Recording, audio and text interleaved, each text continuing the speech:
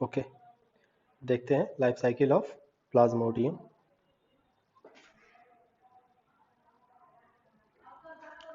Life cycle of Plasmodium. ध्यान में रखना कि जो प्लाज्मोडियम होता है वो डाइजेनेटिक पैरासाइट है। प्राइमरी होस्ट ह्यूमन है और सेकेंडरी होस्ट मॉस्किटो है। ठीक है, अब देखते हैं।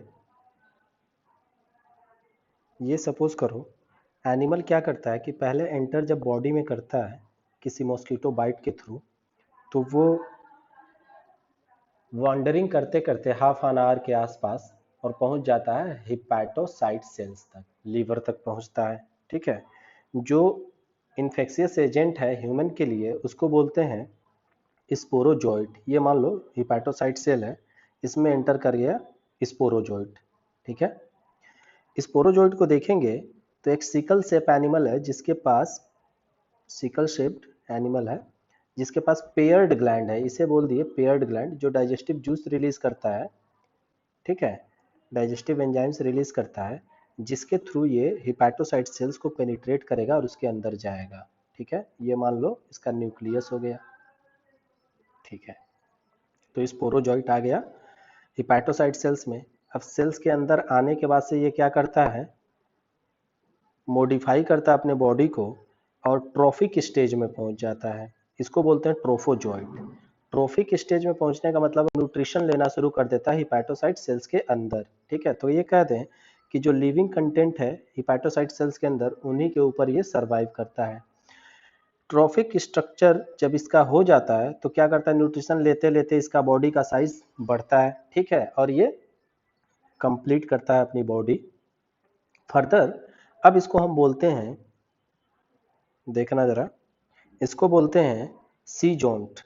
ठीक है, वो सेल को हम सीजोंट बोलने जा रहे हैं जो सेल सीजोगोनी करने जा रही होगी। सीजोगोनी का मतलब हुआ मल्टीपल फिजन। ठीक है, तो अब ये सेल मल्टीपल फिजन करने को तैयार होगी तब सीजोंट बोल देंगे इसको। अब अगले स्टेज में हम देखें तो सेल के अंदर मल्टीपल फिजन हो गया। ठीक है, न्यूक्लियस बहुत सारे पार्ट में डिवाइड हो गया, इसको बोलते हैं क्रिप्टोसीजोंट। ठीक है, अब जैसे क्रिप्टोसीजोंट बढ़ना शुरू हुआ, ग्रो करना शुरू हुआ, वैसे ही जो इसका कवरिंग है और हिपैटोसाइट सेल है ये दोनों रप्चर हो जाएंगे। ठीक है, रप्चर हो जाएंगे तो अंदर से एनिमल क्या हुए, रिलीज हो गए। ये एनिमल सब रिलीज हो गए हैं। ठीक है, एनिमल्स के रिलीज होने में ये चीज देखेंगे कि कुछ एनिमल्स बड़े हैं, कुछ एनिमल्स छोटे हैं। जो छोटे एनिमल्स हैं इनको बोल दिए, अच्छा ये छोटे एनिमल्स को हम कह दें कि ये ब्लड में मूव कर जाएंगे, और जो लार्जर वंस हैं इनको हम बोल दें कि ये फर्दर किसी फ्रेश लीवर सेल के अंदर, हिपैटोसाइट के अंदर एंटर करेंगे और उसको डैमेज करना शुरू करेंगे। ठीक है, इन स्ट्रक्चर्स को हम बोलते हैं क्रिप्टोजॉइट।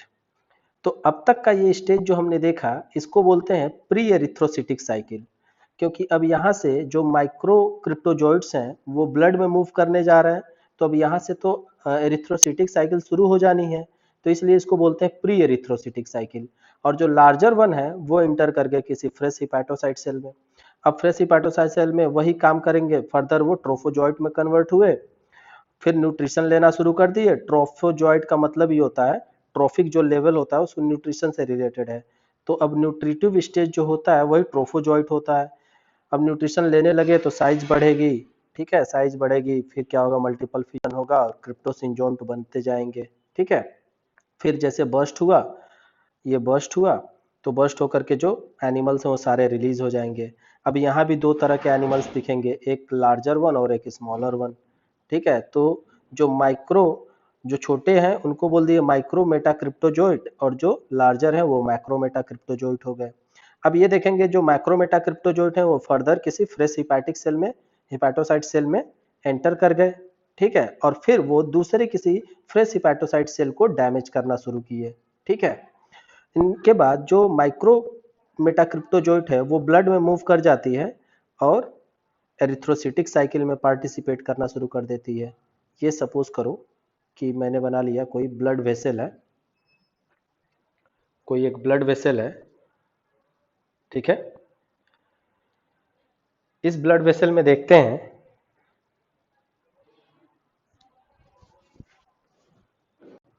ये मान लो आरबीसी। एक बना लेंगे इसमें, ये ब्लड वेसल हो गया। अब हम इसमें ड्रॉ करते हैं एक आरबीसी।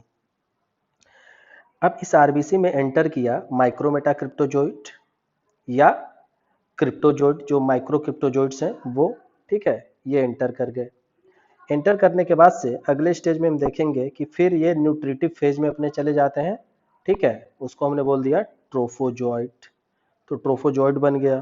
ट्रोफोजोइट बनने के बाद से ये न्यूट्रिशन जब लेना शुरू कर देता है, तब इसमें एक मॉडिफिकेशन आता है। न्यूट्रिशन लेने लगेगा, साइज बढ़ती है, और साइज बढ़ने के साथ साथ एक वैक्यूल बनता है इसके अंदर, और वैक्यूल की वजह से क्या करता है, न्यूक्लियस को किसी एक साइड में मूव करा देता है। अब इसका न्यूक्लियस एक साइड में चला गया, बड़ा सा वैक्यूल हो गया, तो दिखने में ये रिंग के जैसा दिखता है, ठीक है, सिग्नेट रिंग के जैसा दिखता है, इसीलिए इसको बोल दिए सिग्नेट रिंग स्टेज, ठीक है, ये सिग्नेट रिंग स्टेज हो गया। अब फर्दर और डेवलप हो रहा है तो फिर वो अमीबोइड सेल बन जाएगा। अब खूब सारा न्यूट्रिशन लेते जा रहा है इसके अंदर, ये अमीबोइड स्टेज हो गया। इसके अंदर हमको ये डॉट्स जो दिख रहे हैं ये हीमोजोइन है, ठीक है। हीमोजोइन क्या चीज है कि जब न्यूट्रिशन में हीमोग्लोबिन को ये कंज्यूम कर रहा है, तो उसी हीमोग्लोबिन के जो अनडाइजेस्टेड पार्ट होते हैं उसी से बनता है हीमोजोइन, ठीक है। तो बेसिकली हम देखेंगे जो हिमैटिन प्रोटीन है वही अनडाइजेस्टेड रह के और या दूसरे फॉर्म में चेंज हो करके हम कहें कि हीमोजोइन बनाता है, और ये हीमोजोइन रेस्पॉन्सिबल है सीवरिंग और चिलिंग के लिए। जब इसको बुखार लगता है, जब जब जो कैरेक्टरिस्टिक फीवर है मलेरिया का, तो ये शिवरिंग और चिलिंग के लिए रेस्पॉन्सिबल होता है हीमोजोइन। अब ये हीमोजोइन हो गया, आगे जब ये और बढ़ता है और ज़्यादा न्यूट्रिशन लिया और ज़्यादा ये डेवलप हुआ, तो क्या करता है कि इसका न्यूक्लियस फर्दर टूटता है और मल्टीपल फ्यूजन करके बहुत सारे एनिमल्स अंदर बन जाते हैं। इसमें भी हमको हीमोजोइन देखने को मिल जाएगा, और साथ साथ रेड कलर के एक डॉट्स दिखेंगे जिनको हम बोलते हैं स्क्यूफनर्स डॉट, ठीक है। अब ये स्क्यूफनर्स डॉट होते क्या चीज है, तो ये है हिमेटोलॉजिकल फाइंडिंग, ठीक है, हम ये बोल दें इसके लिए हिमेटोलॉजिकल फाइंडिंग ऑफ प्लाज्मोडियम, ठीक है। तो ये पैरासाइट का जो प्रोटीन है वो है स्क्यूफनर डॉट, ठीक है। इन स्क्यूफनर डॉट्स को देख करके हम ये भी पता लगा सकते हैं कि कोई पेशेंट इन्फेक्टेड है कि नहीं है, ठीक है। अब फर्दर जैसे ही ये बढ़ना शुरू किया, जो अंदर के एनिमल्स हैं वो जब ज़्यादा डेवलप होना शुरू हुए, तो ये वॉल फिर से टूटती हैं, आरबीसी रप्चर होती है, और जो एनिमल्स हैं वो सारे रिलीज हो जाते हैं। इन एनिमल्स को हम नाम देते हैं मीरोजोइट, और ये मीरोजोइट फर्दर एंटर कर जाती हैं किसी फ्रेश आरबीसी में इन्फेक्ट करने के लिए, ठीक है। तो ये फिर फ्रेश आरबीसी में चली गई। अब इसी में देखेंगे कि लकीली, या हम ये कहें कि ये चांस ऑफ इवेंट है कि कुछ ऐसे भी एनिमल्स बनते हैं माइक्रो, ऐसे हम बोले माइक्रो गैमेटोसाइट और मेगा गैमेटोसाइट। ये माइक्रो और मेगा गैमेटोसाइट का जो फॉर्मेशन होता है, जैसे जैसे रात बढ़ेगी वैसे वैसे इनका फॉर्मेशन होता जाएगा, इनका नंबर बढ़ता जाएगा, और जैसे जैसे रात ढलना शुरू होती है वैसे वैसे ये घटना शुरू हो जाते हैं, डिकम्पोज होना शुरू हो जाते हैं। उसके पीछे रीजन ये है, ऐसा इनका बायोलॉजिकल साइकिल सेट है कि जैसे जैसे अब ये जब बन गए माइक्रो और मेगा गैमेटोसाइट जो बन गए, इनका फर्दर कोई डेवलपमेंट इस मॉस्किटो के बॉडी में नहीं होने, सॉरी ह्यूमन के बॉडी में नहीं होने जा रहा है। अब इसको फर्दर डेवलप होने के लिए मॉस्किटो के बॉडी में जाना है, क्योंकि वहां इसके लिए सफिशिएंट इन्वायरमेंट मिलने वाला है, और मॉस्किटो नॉकटर्नल हुए तो रात में बाइटिंग करेंगे, तो इसीलिए इनका जो नंबर होता है वो रात में बढ़ता है और दिन में घटने लगता है, ठीक है। तो ये एक बायोलॉजिकल साइकिल है, नेचर है, ठीक है। अब देखते हैं, ये जैसे सपोज करो कोई मॉस्किटो की बॉडी है, एक रिप्रेजेंटेटिव मॉस्किटो, मॉस्किटो के जैसा लग तो नहीं रहा है, ज़्यादातर एक कॉकरोच के जैसा लग रहा है, फिर भी मेरा काम चल जाएगा इससे। ये मान लो फीमेल एनोफिलीज है, ठीक है, बाइटिंग करा, और बाइटिंग के साथ जब ये खून पी रही थी, ठीक है, ब्लड सकिंग कर रही थी, उस समय ये जो एनिमल्स हैं ये चले गए इसके अंदर, ठीक है। ये डाइजेस्टिव ट्रैक में जा करके जो मेगा गैमेटोसाइट होगा, ये मान लो डाइजेस्टिव ट्रैक है एनिमल का, ठीक है, जो मेगा गैमेटोसाइट है वो एक रिसेप्शन कोन बना लेता है, कोन एक स्ट्रक्चर बनाता है जहां से स्पर्म सॉरी मेल गैमिट इसके अंदर फर्टिलाइज करेगा। दूसरी चीज हम देखें, जो मेल गैमिट है वो फर्दर क्या करता है, माइक्रो गैमेटोसाइट मल्टीपल फिजन करके और 5 to 7 मोटाइल मेल गैमिट बनाता है। ये 5 to 7 मोटाइल मेल गैमिट है जिनमें से कोई एक इसको फर्टिलाइज कर दिया रिसेप्शन कोन के रास्ते। ठीक है, अब ये बन गया जाइगोट। अब ये जाइगोट धीरे धीरे क्या होता है कि सिंक करना शुरू करता है स्टमक के वॉल में और सिस्ट बना लेता है। तो सिंक करके स्टमक वॉल के अंदर चला गया और ये सिस्ट का फॉर्मेशन कर लिया, ये सिस्ट बन गया। अब इस सिस्ट में देखेंगे फर्दर क्या होगा कि मल्टीपल फिजन होगा और मल्टीपल फिजन होकर के बहुत सारे स्पोरोजोइड्स बन जाएंगे।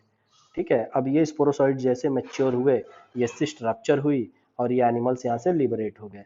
ये लिबरेट होने के बाद से धीरे धीरे मूव करके पहुंचते हैं सलेवरी ग्लैंड में इसके, और सलेवरी ग्लैंड में ही जा करके डिपॉजिट हो गए। ठीक है, जैसे सपोज करो ये मान लो एक इमेजिनरी सलेवरी ग्लैंड। अब ये सलेवरी ग्लैंड में जा करके डिपॉजिट हो गए। वहां से जब ये फर्दर किसी को बाइट करेगा, अब एक चीज याद रखना कि अब फर्दर स्पोरोजोइड का कोई डेवलपमेंट इस प्लाज्मोडियम के अंदर नहीं होना है। अब इसको डेवलप होने के लिए जो इन्वायरमेंट चाहिए वो है ह्यूमन के अंदर। तो फर्दर किसी को बाइट करेंगे तो इसके सलाइवा के साथ वो एंटर कर गया प्राइमरी होस्ट ह्यूमन में। ठीक है, तो ये हुआ प्लाज्मोडियम का लाइफ साइकिल। ठीक है, थैंक यू।